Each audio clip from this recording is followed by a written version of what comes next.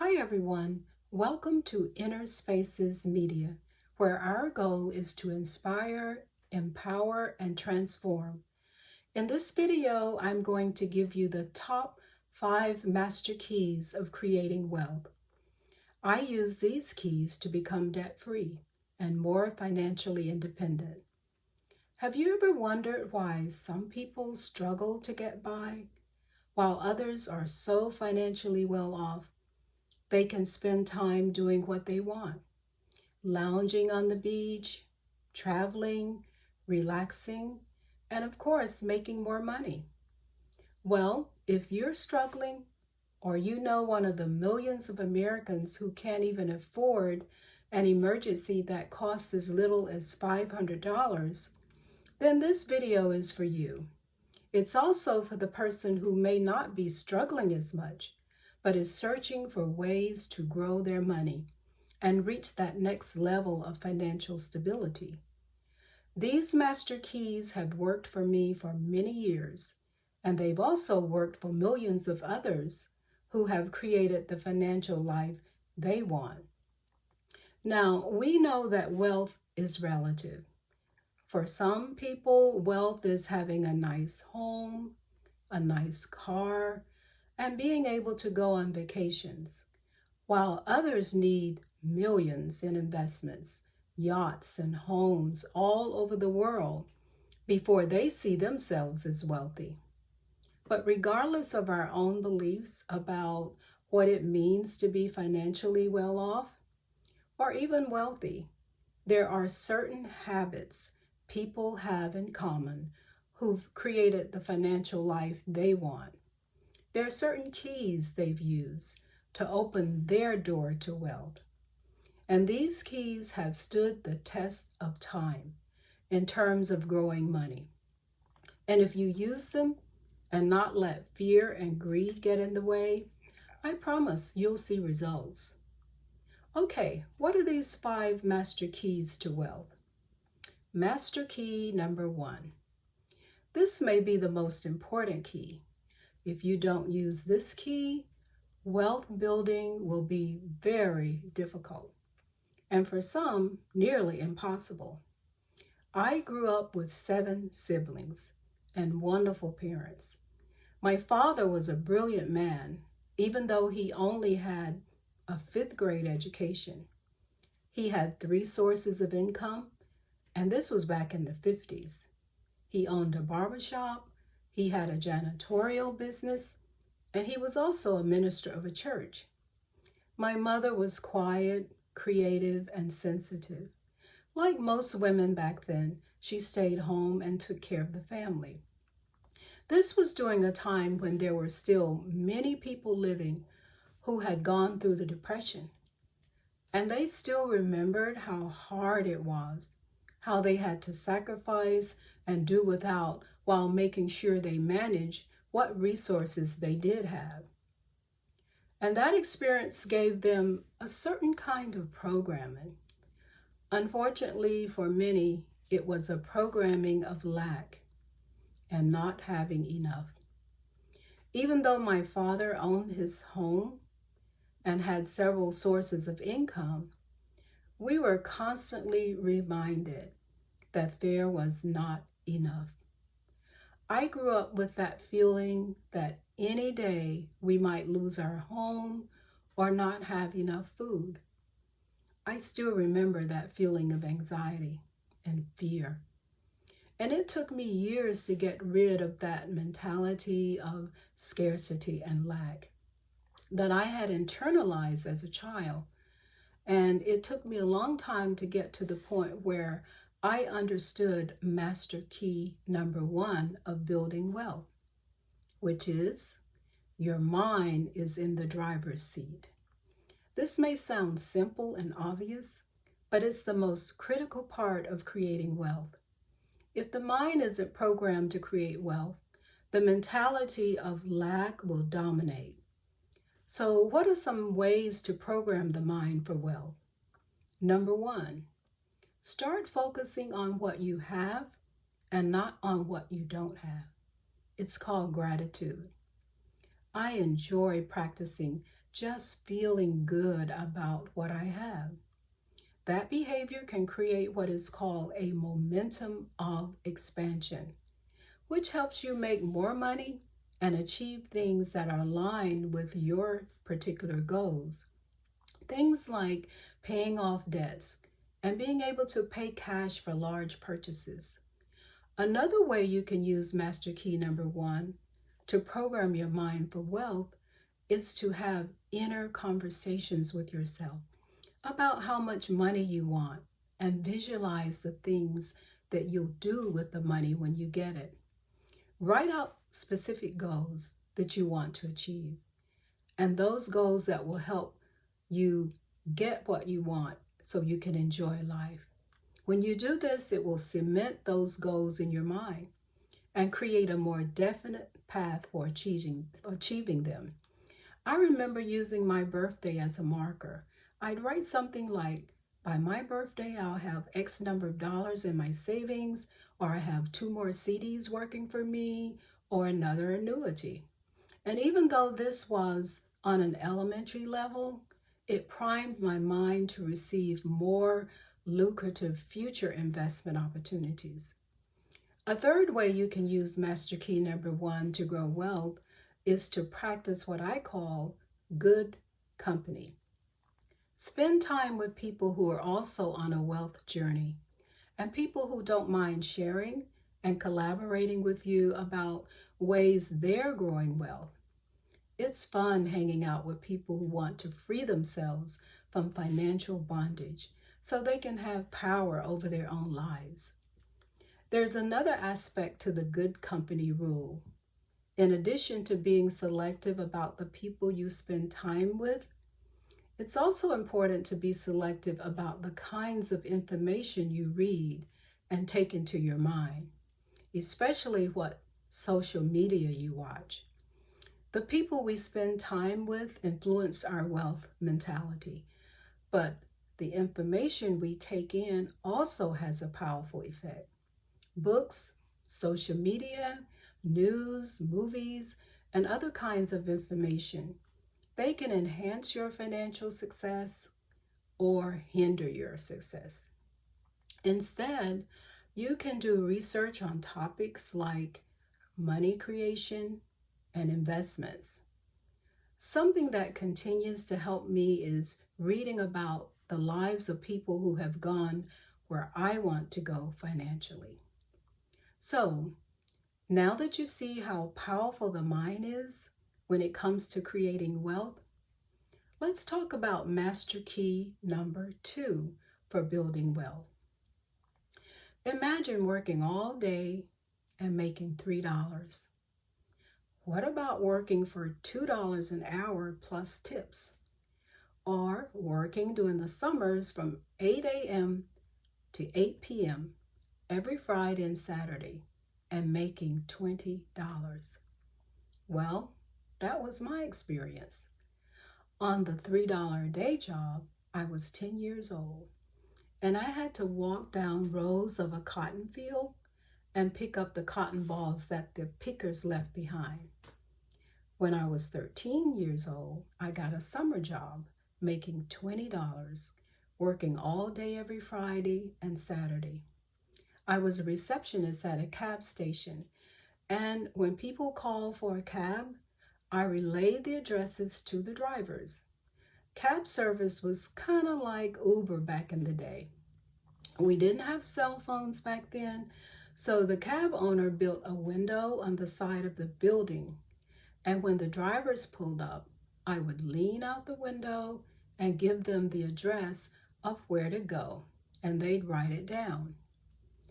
When I was 16, I got a job paying $2 an hour plus tips. I was a waitress at a popular restaurant called Shoney's Big Boy. There were no computers, so we had to write the orders on a pad and add up the total, and the cashier would calculate the taxes when the customer paid for the meal. I can still remember walking out of the restaurant at the end of my shift with my 2 apron pockets full of coins and bills. I was so happy, and actually, I thought I was rich. Of course, compared to salaries today, that wasn't much money, but I was still required to manage what I made because my parents expected me to buy everything I needed out of that money. And I still had to give my mother a certain amount of money. To keep up with my money, I put various amounts of money and cash in different envelopes and labeled them. I had one envelope for clothes, one for savings, one for miscellaneous spending. I was at the time making intentional decisions about the way I used my money rather than being an emotional spender and just buying on impulse. Unknowingly, all those years ago, in an elementary way, I was using master key number 2, which is the budget is your loyal friend. I know that may sound old fashioned, but having a budget is critical when you want to grow your money and build wealth because budgeting forces you to keep track of what you're buying and how much you're spending on what you're buying. I've come a long way from using envelopes, but I still budget and have control over my spending. Now, you can craft your budget any way you want. You can be as detailed as you want. You can use spreadsheets, Excel, Google Docs, or whatever works best for you, as long as it helps you keep up with where your money is going. So, I've been a friend of budgeting for many years. It's one of the main things that has helped my husband and I create a debt-free lifestyle. The next master key, number 3, for wealth building is magical. I discovered this power of this master key during my first year marriage. In college, I worked as a long distance telephone operator at Bell South. It was the best job I'd ever had. I got paid every Friday, and after paying my $32 a month rent and buying food, I saved most of my check. I had a student loan that was a little over $1,000 a year, and it paid my tuition. My husband-to-be and I attended the same college, and while I finished my last 2 years, he was drafted and served 2 years in Vietnam. When I graduated, I was offered a job as an English teacher back in our hometown, and I convinced him to also apply for a position, even though he had been a pre-med major, not an education major. Surprisingly, he got a position as a science teacher, and so we moved back to our hometown and got married in 1970. As teachers, we both got paid once a month, and when I got my first check after working a whole month, I thought it was a mistake. The check was $348. Because of his military bonus, my husband's check was around $378. Fortunately, his uncle let us stay in one of his houses rent-free. And that year we made a lifetime changing financial decision.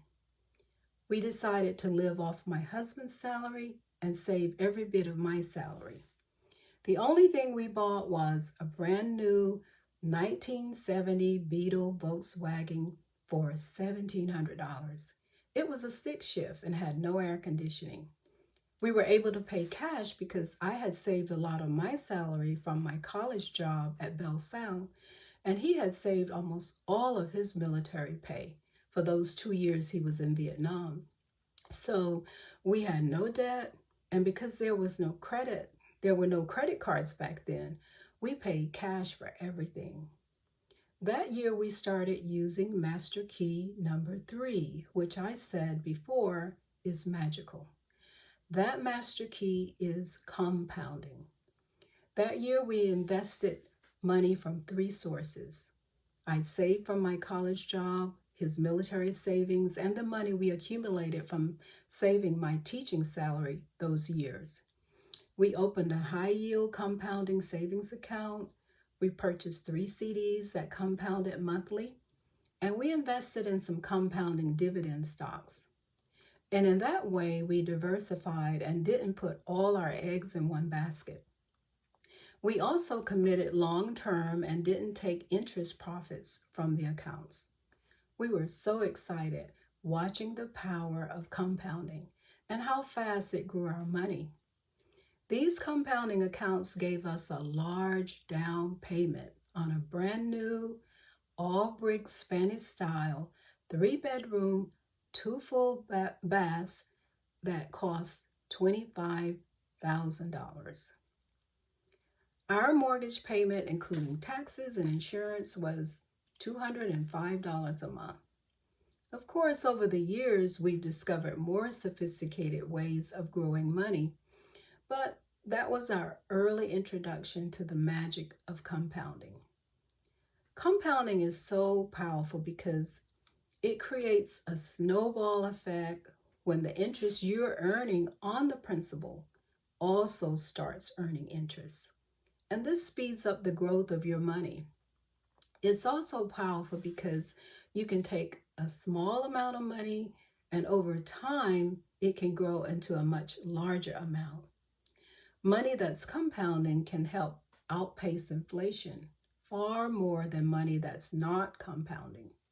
It can also help you build retirement accounts, college savings plans, and other long-term investments far better than money that's not compounding.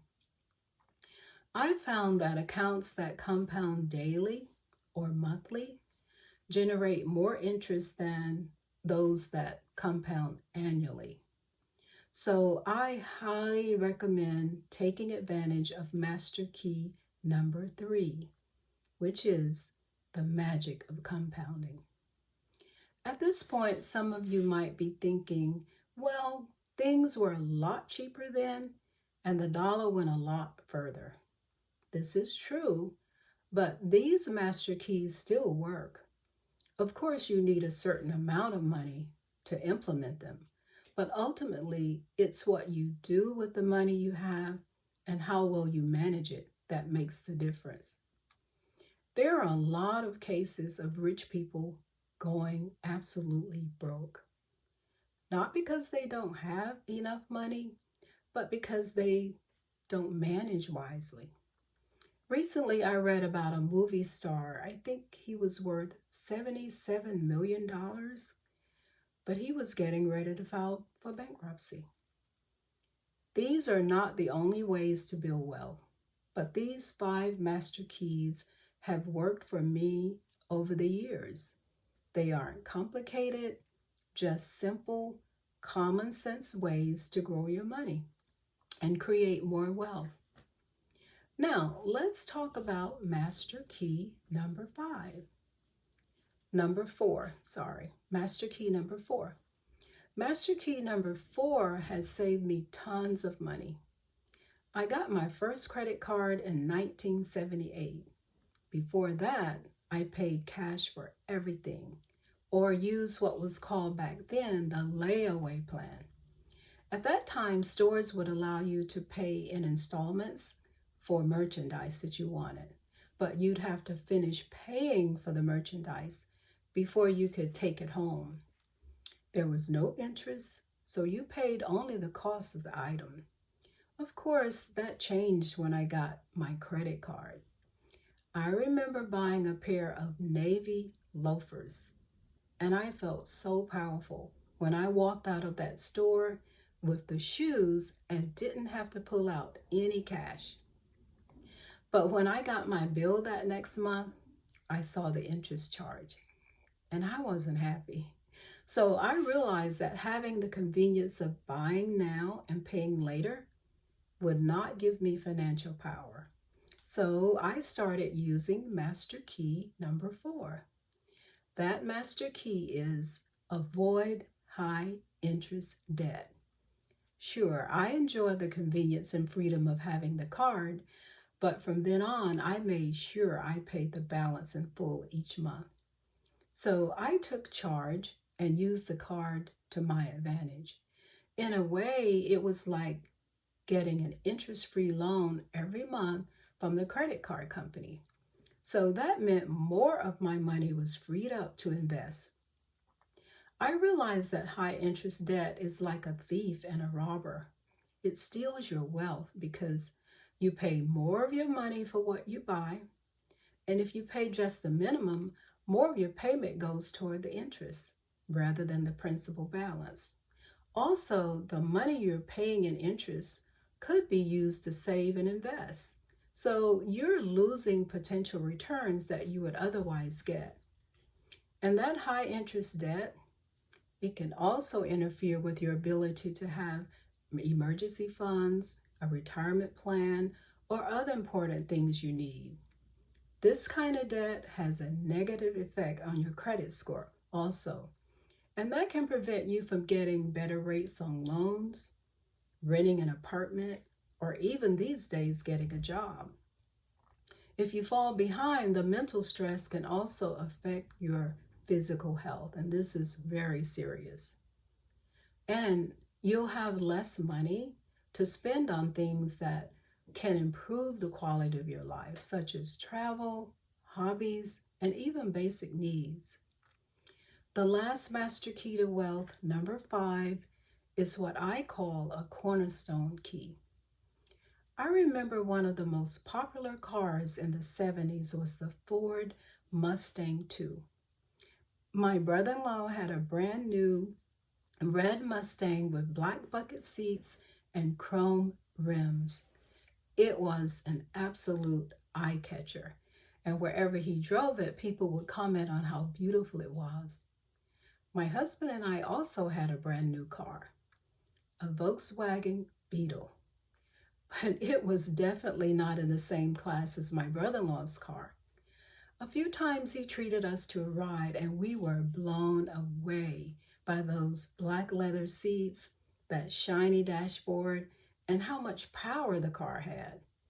Now, we probably could have afforded a Mustang, maybe not one fully loaded like his, but a more basic one. But we had financial goals we wanted to achieve within a certain time frame, and these goals were unique to us. And we weren't interested in getting distracted by what other people spent, how they spent their money. So we lived by master key number 5, and we still do. What is this master key? You'd probably guess. Live below your means. By spending less than you earn, you can build a cushion. And that cushion can protect you if you have unexpected expenses. You won't have to borrow money from friends and family. Living below your means allows you to save for future goals, as we did, such as buying a home or retiring with no money worries. You'll have more disposable income that you can use to invest in assets that grow over time, such as stocks and real estate, and it can even allow you to start your own business if you want. You'll be able to give to worthy causes and also give to people who you think are deserving. Living below your means can prevent your income from becoming what we call stagnant, because you'll have extra money to grow your income, to invest in opportunities that create more wealth, including opportunities that create passive income, which is a wonderful thing. Passive income is where you take action one time and that action continues to produce results, whether you work or not. One of my favorite reasons for living below my means is that it helps me live a simpler, higher quality life. I have more peace, and I've been able to take my attention away from things and buying stuff. Now I focus more on what matters, appreciating the time I spend with people I love and care about, helping those who are less fortunate, nurturing my health, and enjoying every day as full as I can. So in summary, we have 5 top old-fashioned, still relevant master keys for building wealth. Number 1, the mind is in the driver's seat. Number 2, the budget is a loyal friend. Number 3, avoid high interest debt. Number 4, the magic of compounding. Number 5, live below your means. I hope you enjoyed this video. If so, please subscribe to Inner Spaces Media so you can continue to get information that will inspire, empower, and hopefully transform you. Also, you don't want to miss my next video, especially if you're in a relationship or planning to be married. Until next time, be safe, be well, and be prosperous.